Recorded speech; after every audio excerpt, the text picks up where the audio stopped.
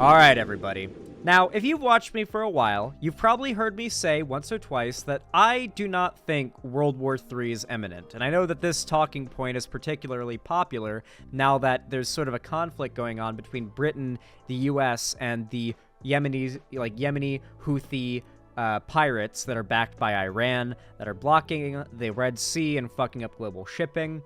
The topic of World War III has been on a lot of people's minds, despite it being a really stupid thing to think is coming. You get a lot of people talking about the idea that, like, U.S. citizens might be drafted, which is itself even dumber than thinking World War III would happen. We really are kind of treading into some dumb territory just by talking about the possibility of World War III in the first place. I like speculation. I think it can be fun, but I want to make it very clear here. I do not think World War III is ever going to happen, frankly. At least not any time in our current political landscape. The world, too many powerful people rely on there not being a global world war happening right now in order for that kind of thing to happen. Too many wealthy, powerful people would lose so much money if that happened, but there's just, the powers that be don't want a World War III to happen. It wouldn't be good for the world economy, for one thing, right? And that's, you know, assuming you subscribe to the idea that wealthy, powerful people control the world, which they kind of do, regardless of how conspiracy-minded you are, then, you know, there's a lot of reasons why a third world war is quite unlikely, especially in the modern day. But, you know, I won't never say never, right? Anyway, I got sent this video, and I was asked to cover it, because apparently it's a bit Switzerland-pilling. You know, I've been really on a kick of getting into Switzerland. Like, I want to visit Switzerland, I want to go on the public transportation, I want to see their beautiful mountains and go to their cool-ass shooting ranges, I want to eat their cheese, all the good stuff. Switzerland's awesome. Switzerland's really cool, and I really like it, and while I'm not super into World War III hysteria content, I don't know that this is what it's going to be, I really like Switzerland, and I'm curious to see what about Switzerland would make it such a perfect safe haven during World War III. I'm gonna guess the mountains and the fact that the valleys seem very fertile, like they're very green and lush. I feel like you could farm in them. There's a lot of fresh mountain runoff water, I'm pretty sure all the mountains are literally hollowed out and filled with bunkers as well. So, yeah, I'm pretty sure there's a million reasons that, just off the top of my head, why Switzerland is top tier, but, oh, and guns. But let's watch. World War III, it may be coming soon, maybe not, but one thing's for Probably not. sure, it's going to be pretty bad. So where on earth will be safe? Well, I'm betting right here, Switzerland. With exploding bridges and anti-tank guns disguised as rocks, this little country has a wide array of tricks up their sleeves to defend their nation Shed from gun? invasion. Wait, holy crap. Oh my gosh. Aren't the Swiss known for having, like, top-tier engineering? All I know is that when I went up the Palm Springs aerial tramway for the first time and I heard the guy over the speaker say the tram is Swiss-made, I immediately breathed like a big sigh of relief, and I felt, like, noticeably less scared. Because, like, if anyone is good at making, like, lifts, like trams like that go up a mountain pretty much vertically straight up, it's the Swiss. They're good at that shit. I trust them. Up their sleeves to defend their nation from invasion. They even have a way to survive total nuclear attack. Stick around to find out how. But first, let's talk about some smaller explosives. Luckily, the Swiss already have amazing natural defense in the form of some rather large hills. With the Jura Mountains to the north, the Alps to the south, and lakes to the east and west, there are only very few access points into the populated areas of the country. In order to defend these... God, it's so fucking beautiful, too. Those mountains, like, I really want to go to one of those shooting ranges in Switzerland where you can shoot over the road. That's a thing. Maybe I'll show you guys that in a moment. I imagine we'll get to the topic of guns here, but if we don't, then I'll just fill in that gap that isn't in the video myself, because Switzerland has weird and cool shooting ranges that shoot over main roads, and they've, like, specifically designed them so there's no way for the arcing bullets to possibly go down to the road and hit anybody. But the bullets arc over the road. They arc over highways. points, the Swiss decided to rig every bridge, tunnel, road, and railroad that led into the country with explosives. They even built disguised cannons to point at major transport links and hid TNT in cliffsides to block the roads below. Yeah, okay, someone in my chat told me this when I was watching the Not Just Bikes video about Switzerland's train transportation. Tons of the mountains are primed and loaded with dynamite. That's scary to me, right? Like, the fact that so many of those mountains are set to fucking blow, that's a bit scary to me. I don't know if that's a bonus. In an event where Switzerland is being invaded, they could flick the switch. I guess the idea is they would collapse the mountains. In a lot of the valleys, you could have a ground entrance to the country from. Would be impassable, right? That's the idea behind it.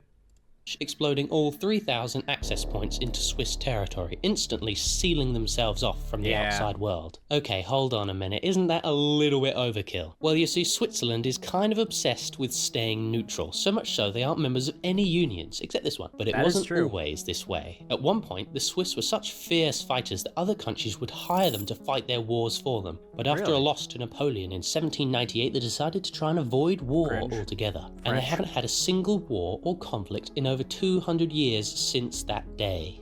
Yeah, like, the Swiss are just super chill now, you know? I feel like they've got sort of a monopoly on just being chill, mountaineering, gun-loving, cheese-making, engineering, like, bros, you know? They're dope. Someone should invade them? Nah. Switzerland is really, like, a great model of what we should try to, like, base America off of. Like, their public transportation, their social safety nets, their education, their healthcare, their infrastructure, their housing, their, like, just, I'm sure Switzerland's got problems. I'm sure it does, but, like, it's pretty fucking great. And there's nothing about America that makes it so we can't do it here. That's the thing. You've been brainwashed if you think we can't do Switzerland here. We could. We totally could. Their foreign policy, I don't know much about it, but I don't know if it's good or not. I haven't looked into Switzerland's foreign policy. I'm sure there's stuff there I won't like. And this is how they did it. To keep the country safe, the Swiss employed a strategy called armed neutrality. This required maintaining a sizable army to allow it to defend itself against... But that's base. That's what you should do, right? You know, have an army, have an armed forces there to defend your nation, but, like, you know, have it ready to defend yourself, but don't use it to extend your reach across the world. America, I think, does it usually in a fairly reasonable way. Not always, but... I think that a lot of lefties don't understand that most conflicts the U.S. has been involved in that have a bad rep, even when you look back into it, there's usually some reasonability to it. Obviously, not all of them, right? Like, we've invaded the wrong country, we've had illegal wars, that kind of thing. I'm not making excuses for that, but generally speaking, most of the conflict we engage in overseas is usually pretty justified, whether pragmatically or even morally. Foreign incursion, and to make it such a hassle to invade, it acts as a deterrent. During World War II, Switzerland was almost completely surrounded by Axis-occupied territory. Shortly after the start of the war, the Swiss government mobilized its entire army of 430,000 combat troops and 210,000 support troops in just 3 days. The Swiss wanted to make it clear to Germany that any potential benefits of invading are far outweighed by the cost. This is interesting at the videos about how Switzerland as a nation would handle World War III. I was thinking of it as being like, how would Switzerland act as, like, a safe haven to go to during World War III? Like, as a civilian, not as like of another country trying to retreat from the war, you know? The guns are a big part of it. The fact that Switzerland's got so many guns and they're easy to get, relatively speaking. I mean, not as easy as America, I would say, but... you know, there's a lot of guns, and that's a big bonus if you're trying to survive World War III, I would say.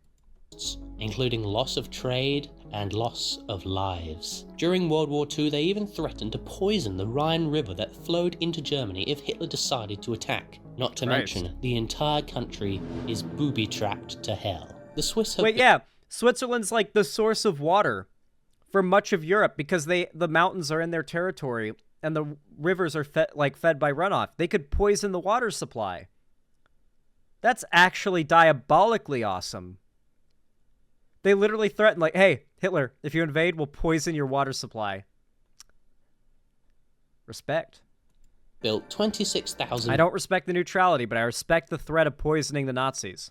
...bunkers and fortified positions, including anti-tank guns, anti-aircraft guns, and machine gun nests in and around the Alps. Many of these have been completely camouflaged, like this machine gun nest disguised as a barn, connected by an underground tunnel. I would never think this was a military installation in a million years. They even put a horse there for realism. I would never in a million years think this is some, like, armed facility. To an anti-tank gun hidden in the building on the right, and this cannon disguised as what looks like a shed. They were so dedicated to keep these things hidden, they even built anti-tank guns disguised as rocks, camouflaged among the other rocks in the mountains. Even if tanks do manage to push through the flatter regions of the country, they could be met with these tank traps, called Drachenzahn, meaning dragon tooths. These Toblerone-shaped blocks of concrete were built all over Switzerland during World War II. Their purpose was to stop tank invasions. Although they can still be blown up, they can massively delay the advance of enemy tanks trying to invade. Switzerland has the ability to mobilize 200,000 people. Dude, Switzerland's like a castle. Dude, why are we not funding this? In just 72 hours. Due to their strict mandatory military service, all men must serve in the military for 170 days and receive basic training. Afterwards, they are entered into the reserves and get to keep their rifles and equipment at home just in case they are needed. Oh, that's awesome. All great, but what makes Switzerland the safest place to be during a potential nuclear war? Well, for starters, all residential buildings built after 1978 require a nuclear shelter capable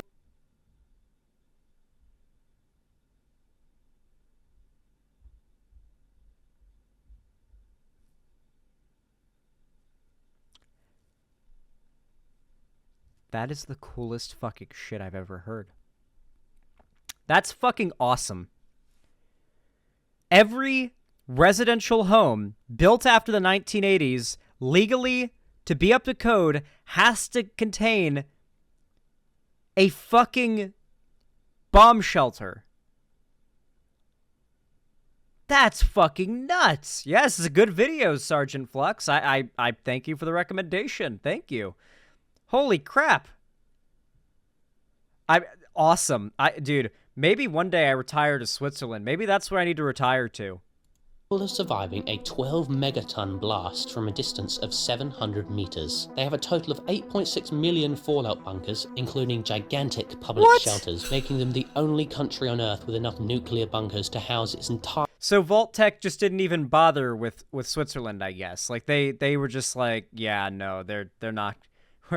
We're not fooling anybody there when everyone has their own home shelter. Dude, we need a Fallout game in Switzerland, dude. How do we not have a Fallout game in fucking Switzerland? It would be peak. Dude, imagine how dope Switzerland Fallout would be. When it's like this verdant, like beautiful land where like everybody was able to stay in Fallout shelters. It would be like the one Fallout game where we had, like, Switzerland could be this like beautiful little oasis. It would just be easy mode. Yeah, but you could potentially introduce it in like a good story, right? Like maybe Switzerland's being invaded by some force and they've broken into the mountain valley and they've allowed mutated creatures from the rest of Europe into the valley, and the story is about trying to defend this like oasis in the wasteland. That would go so hard. Hire me, Bethesda. Hire me, motherfuckers. Hire me now. I can save that franchise. I swear to God I can. High population and then... Give me a bag of weed and like a group of dudes to bounce ideas off of, and I can save any franchise, frankly. Some. Through all these defenses, the Swiss have managed to stay neutral for over 200 years and will likely continue to do so. Not to mention, I now know exactly where to go when World War III starts. Damn, that was a good video. That was a really good video. And hey, even better too. Like, thinking about it like you're a civilian trying to survive like any... Like, let's not even imagine World War III. Let's just imagine an apocalyptic scenario. Switzerland is not a bad place to go if you can get there, right? Like, Swiss shooting range. Dude, I gotta show you this. Tom Scott, I think, is copyrighted. I think I can play the Johnny Harris video. I think I can play. I'm going to play just a small amount of this. I hope I don't get copyright cucked. Jesus. I feel like this dude would copyright strictly. What just happened? They love their guns. Here, this music might be copyrighted. I don't know. Here, I want to show... Village shooting range. This is the one. Here it is. This is what I wanted to show you. No, I wouldn't, Nasdaq. There's the shooting range, and the targets are on this side. Oh yeah, there's the targets.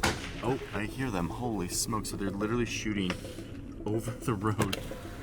Right there. Oh my god, there's people just... Jeez. There are bullets flying over our head right now? That's a fun sound. You know the sound, you know how when like you're a kid and you can hear the sound of an amusement park, it like makes your heart flutter a little bit because you have like a Pavlovian fun response to it. As an adult, I get the same feeling when I hear like the assorted sound of gunshots that a range produces. Like it sounds like hearing people screaming on a roller coaster at like an amusement park when you're like getting close to it, you're a few blocks away. It's like, oh, we're almost there. Oh, fun is almost here. That's the feeling I get when I'm like going to the range and I can hear the gunshots. That is such a weird feeling. Headed to a shooting competition right now at this. I don't want to show like much of the video. I just wanted to show you a bit of like the footage of this range. They're shooting over the road, and that is not the only range that does this. Switzerland loves their guns, and not only do they love their guns, their gun culture is strong. It is strong and everywhere, and it is safe. It's really safe and well legislated, well regulated. It's the type of gun culture I want for America, the type of gun legislation I want for America. I want to be able to own an AR-15, but for it to require an insane amount of training, regular background checks, etc., safe storage laws, you know, that kind of thing. I believe in Switzerland, in order to bring your gun home, you have to be a trained and licensed member of a shooting club. Like an official shooting club where you've like learned and been like licensed by trained instructors, and then you're allowed to bring your gun home. I'm pretty sure that's how Switzerland does it, and I really like that. But for the topic of like surviving an apocalyptic World War III type scenario, yeah, like it seems like Switzerland has everything. I really can't think of anything it's lacking that would make it not ideal.